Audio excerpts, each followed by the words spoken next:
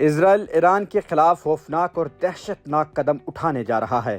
اس نے کروڑوں ایرانیوں کو بھوکے پیاسے مارنے کا منصوبہ فائنل کر لیا ہے۔ کچھ ہی دنوں میں ہو سکتا ہے جب آپ یہ ویڈیو دیکھ رہے ہوں تبھی اس گھناؤنے منصوبے پر عمل شروع ہو چکا ہو۔ اسرائیل آبادیوں کی آبادیاں صفحہ ہستی سے مٹا دینا چاہتا ہے۔ وہ بچوں کو یتیم اور خواتین کو بیوہ کرنا چاہتا ہے۔ وہ غزہ سے بھی بڑا قتل عام ایران میں کرنا چاہتا ہے۔ وہ شیر خوار بچوں کو قتل کرنا چاہتا ہے۔ وہ مویشیوں کو بھی موت کے گھاٹ اتار دینا چاہتا ہے۔ بدقسمتی کی بات یہ ہے کہ وہ ایسا کرنے کے لیے تورات اور زبور جیسی مقدس آسمانی کتابوں کے حوالے دے رہا ہے۔ اسرائیلی وزیر اعظم نیتن یاہو ایرانیوں کو امالیک سے تشبیہ دے رہا ہے۔ کون تھے امالیک؟ یہودیوں سے ان کا کیا تعلق تھا؟ کیا دشمنی تھی؟ آخر کیوں امریکی صدر اور ان کے وزراء ایران کے خلاف جنگ کو نئی صلیبی جنگ کا نام کیوں دے رہے ہیں؟ شیعہ ایران پر حملوں میں تاریخ کے اہم سنی کمانڈر صلاح الدین ایوبی کا نام بار بار کیوں لیا جا رہا ہے؟ کیا ایران پر جنگ میں مزید ملک کودنے جا رہے ہیں؟ تیسری عالمی جنگ کا خطرہ کیوں بڑھتا جا رہا ہے؟ یہ سب کچھ ہم آپ کو تاریخ کے درست حوالوں کے ساتھ بتائیں گے، بس آپ نے کچھ لمحات ہمارے ساتھ جڑے رہنا ہے۔ ناظرین، جنگ کا منظرنامہ مزید خونی ہوتا جا رہا ہے۔ امریکہ اور اسرائیل کی ایران کے خلاف جنگ 8ویں روز میں داخل ہو چکی ہے۔ ایک دوسرے پر حملے کیے جا رہے ہیں۔ امریکی اسرائیلی طیاروں کی ایران پر خوفناک بمباری جاری ہے۔ ایران میں بھی اسرائیلی شہریوں پر میزائل اور ڈرونز برسا رہے ہیں۔ ایران بھی اسرائیلی شہروں پر میزائل اور ڈرونز برسا رہا ہے۔ امریکہ، اسرائیل کے اتحادی عرب ریاستیں بھی ایران کے نشانے پر ہیں۔ فریقین اپنی برتری جمانے کے دعوے کر رہے ہیں، لیکن اس جنگ کے درمیان ایک خوفناک چیز سامنے آئی ہے کہ امریکی اور اسرائیلی رہنماؤں نے ایران کے خلاف جنگ کو اس آخری جنگ یا آرمیگڈون کا نام دینا شروع کر دیا ہے، جس کا مقصد گریٹر اسرائیل کا قیام ہے، جو یہودیوں کے نزدیک ان سے کیا گیا خدائی وعدہ ہے۔ صہیونیوں کے سارے گیم پلان میں یہودی نواز امریکی اور یورپی سیاستدانوں اور حکومتوں کی مکمل سپورٹ حاصل ہے۔ دلچسپ بات یہ ہے کہ مسلمانوں کے برعکس ان ممالک اور سیاستدانوں نے ہمیشہ اس کی کھل کر حمایت کی ہے۔ حالیہ دنوں میں اسرائیل میں تعینات امریکہ کے یہودی النسل سفیر مائک حقابی نے صحافی ٹکر کارلسن کو بتایا کہ یہ ٹھیک ہوگا کہ اگر اسرائیل بنیادی طور پر پورے مشرق وسطیٰ کو اپنا حصہ بنا لے، کیونکہ بائبل میں ان سے زمین کا وعدہ کیا گیا تھا۔ اب اس بیان کی گونج کم نہیں ہوئی تھی کہ امریکی وزیر خارجہ مارک روبیو نے کہہ دیا کہ ایران کو مذہبی جنونی چلا رہے ہیں، جو جغرافیائی سیاست کی بنیاد پر فیصلے نہیں کرتے بلکہ مذہبی بنیادوں پر فیصلے کرتے ہیں۔ اب آپ نے امریکہ کے نام نہاد لبرل کلین شیو پڑھے لکھے وزیر خارجہ کا یہ بیان مسلسل ذہن میں رکھنا ہے، کیونکہ خود امریکیوں اسرائیلیوں کا ہر قدم بیان کی مکمل نفی نظر آتا ہے۔ دوسری جانب ایک امریکی ادارے نے یہ ہولناک انکشاف کیا ہے کہ امریکی فوج میں باقاعدہ کمانڈر کی طرف سے اپنے ماتحت فوجیوں کو بتایا گیا ہے کہ جنگ کا مقصد بائبل میں بتائی گئی آخری جنگ لڑنا ہے۔ امریکی فوج میں مختلف شکایات کے حوالے سے کام کرنے والی غیر سرکاری تنظیم MRFF کے مطابق اسے متعدد امریکی فوجیوں کی جانب سے ای میل موصول ہوئی ہیں، جس میں شکایت کی گئی ہے کہ ایران کے خلاف جنگ کو مذہبی رنگ دیا جا رہا ہے اور اسے وعدہ کردہ آرمیگڈون سے تشبیہ دی جا رہی ہے۔ امریکی فوج کو مسلمانوں کے خلاف خود کش دستے میں تبدیل کیا جا رہا ہے، جسے ایک انتہائی خونی جنگ کے لیے تیار کیا جا رہا ہے۔ ایک نامعلوم نان کمیشنڈ آفیسر نے MRFF کو ایک ای میل میں لکھا کہ کمانڈر نے افسران پر زور دیا کہ ہمارے فوجیوں کو بتائیں کہ یہ سب خدا کے الہی منصوبے کا حصہ ہے، اور اس نے خاص طور پر بائبل کے متعدد حوالہ جات کا حوالہ دیا جس میں آرمیگڈون اور یسوع مسیح کی جلد واپسی کا حوالہ دیا گیا تھا۔ امریکی کمانڈرز اپنے فوجیوں کو کہہ رہے ہیں یہ جنگ بہت تباہ کن ہونی چاہیے۔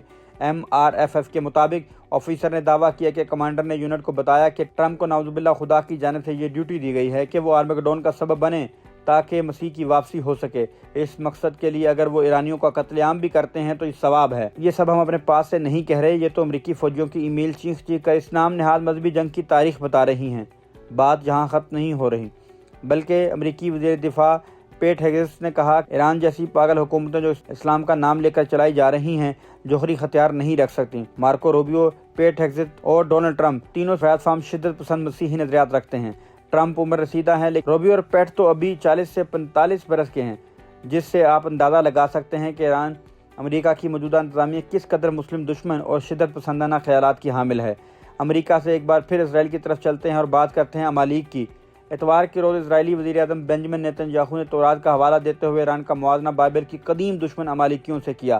امالیک کو یہودی روایات میں خالص برائی کی نمائندگی کرنے والے کے طور پر جانا جاتا ہے۔ نیتن یاہو نے بیان میں کہا، ہم اس ہفتے کے تورات کے حصے میں پڑھتے ہیں، یاد رکھو کہ امالیک نے تمہارے ساتھ کیا کیا، ہمیں یاد اور ہم عمل کرتے ہیں۔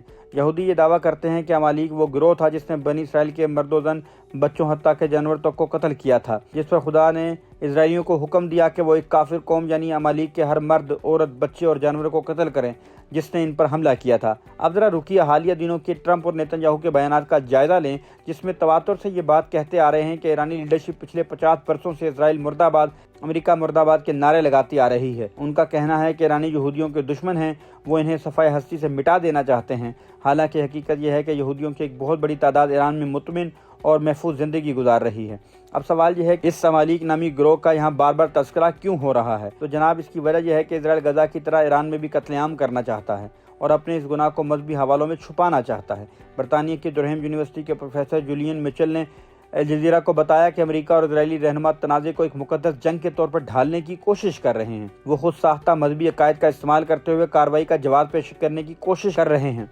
सफ़ेद फार्म शिद्दत पसंद वोटरों को राग़िब करने के लिए सियासी बयानिया बनाया जा रहा है। इस हफ्ते सोशल मीडिया पर गर्दिश करने वाली एक वीडियो में ईसाई सुन्नी पादरी जॉन हब्गी को यह कहते सुना गया कि तुर्की और ईरान की एमा पर इस्लामी गिरोह इजराइल की तरफ मार्च करेंगे, ताम खुदा इजराइल के मुखालफों को कुचल देगा। जॉन हब्गी अमेरिकी सदर डोनाल्ड ट्रंप के ज़बरदस्त हामी हैं और ट्रंप भी इस शिद्दत पसंद मसीही पादरी को पसंद करते हैं। इजरायली क़यादत ने तवील अरसे से बाइबल के हवाला जात को सियासी ज़बान के तौर पर इस्तेमाल किया है। हम सब इससे वाकिफ़ हैं और वो अपने बासर मीडिया के जरिए इस बयानियों को यूनिवर्सल यानी आलमगीर बयानिया बनाना चाहते हैं, क्योंकि उनके नज़दीक यह आखिरी मार्का या आखिरी मुकद्दस जंग का ही हिस्सा है। नेतन्याहू या दीगर इसराइली हुकाम इससे पहले गजा में इजराइल की नस्लकुशी की जंग के दौरान फ़लस्तीनियों के हवाले से अमालीक का इस्तिलाह इस्तेमाल कर चुके हैं। तारीख़ी तौर पर जंगों या फौजी तसादुम के दौरान अमरीकी सदूर और आला हुकाम ने बाइबल को इस्तेमाल किया है। साबिक अमरीकी सदर जॉर्ज डब्ल्यू बुश ने 11 सितंबर 2011 को 2001 के हमलों के बाद भी ऐसी ही ज़बान इस्तेमाल की थी। 16 सितंबर 2001 को बुश ने कहा, ये सलीबी जंग, दहशतगर्दों के खिलाफ ये जंग कुछ वक्त लगेगी। सलीबी जंगें मजहबी तौर पर तैयार की गई जंगों का एक सिलसिला था, ख़ास तौर पर 11वीं और 13वीं सदी के दरमियान, जिसमें मसीही हुक्मरानों ने बैतुल मुक़द्दस पर कब्जे के लिए मुस्लिम हुक्मरानों के खिलाफ तवील जंगें लड़ी। 1096 में बाज़ंतीनी सल्तनत ने पहली सलीबी जंग के जरिए बैतुल मुक़द्दस पर कब्जे करने की कोशिश की। पहली सलीबी जंग में ईसाइयों को मुस्लिम सल्जूकी हुक्मरानों के खिलाफ कामयाबी मिली और उन्होंने 3 साल जंग लड़कर 1099 में बैतुल मुक़द्दस पर कब्जा कर लिया। यहीं से सलीबी जंगों का आगाज़ हुआ। इसके बाद दूसरी सलीबी जंग 1147 में लड़ी गई, मगर सलीबियों को कामयाबी न मिल सकी। 12वीं सदी में मुसलमान हुक्मरानों ने दोबारा ताकत हासिल करना शुरू की। इराक से ताल्लुक़ रखने वाले कुर्द हुक्मरान सलाहुद्दीन अयूबी ने मुसलमानों को मुत्तहिद किया और 1187 में बैतुल मुक़द्दस को दोबारा फतह कर लिया, जो मुसलमानों की बड़ी कामयाबी थी। इसके बाद सलीबी जंग हुई, जिसमें यूरोपी बादशाहों ने बैतुल मुक़द्दस वापस लेने की कोशिश की, मगर कामयाब न हो सके। बाद में चौथी से 7वीं सलीबी जंग भी हुई, लेकिन इनमें सलीबियों को मुस्तकिल कामयाबी हासिल न हुई। आखिरकार 1251 में आखिरी सलीबी मरकज़ अक्का के सकूत के साथ सलीबी जंगों का खात्मा हो गया। 700 साल बाद शिद्दत पसंद मसीही और यहूदी सलीबी जंगों को शिकस्त भुला न सके और मुसलमानों के खिलाफ मुसलसल महाज खुला रखा। कुर्दों में दोबारा कोई सलाहुद्दीन अयूबी न पैदा हो सके, इस्लाम के दुश्मनों ने इसका भी बंदोबस्त कर दिया। आज कुर्द कौम बेचारी खुद पारा पारा हो चुकी है। इराक, ईरान, शाम और तुर्किया इन्हें खुद बागी करार देते हैं, क्योंकि वहाँ ये अपने अलग वतन के लिए कोशिश कर रहे हैं। अब अमेरिका दोबारा कुर्दों को उकसा रहा है कि वो ईरान के खिलाफ लड़ें, यानी किबला अव्वल के मुहाफिज समझे जाने वाले कुर्द अब अपने ही मुसलमान भाइयों के खिलाफ इस्तेमाल होंगे। ये होती है 1000 साला मनसूबाबंदी, और दूसरी तरफ मुसलमानों आपस के झगड़ों से ही फुर्सत नहीं। अब ज़रा रुकिए और कुछ देर के लिए ईरानियों की जगह लफ्ज़ पाकिस्तान रखिए, अरबों रखिए और फिर सोचिए कि अगला नंबर किसका है। अगर तौरात, इंजील और मुक़द्दस हयात को मनपसंद अंदाज में तशरीह करके गजा में खंडर बना सकते हैं, ईरानियों की ईंट से ईंट बजा सकते हैं, उन्हें अमलीक करार दे के कत्लेआम कर सकते हैं, तो अगला नंबर किसी का भी हो सकता है। सह्यूनी हुकूमत ग्रेटर इजराइल की राह में आने वाली हर रुकावट को बेरहमी से दूर करने में मसरूफ़ है। अमेरिका और यूरोप इसके मामून बने हैं, जबकि मुसलमान हुक्मरान आपस में लड़ रहे हैं।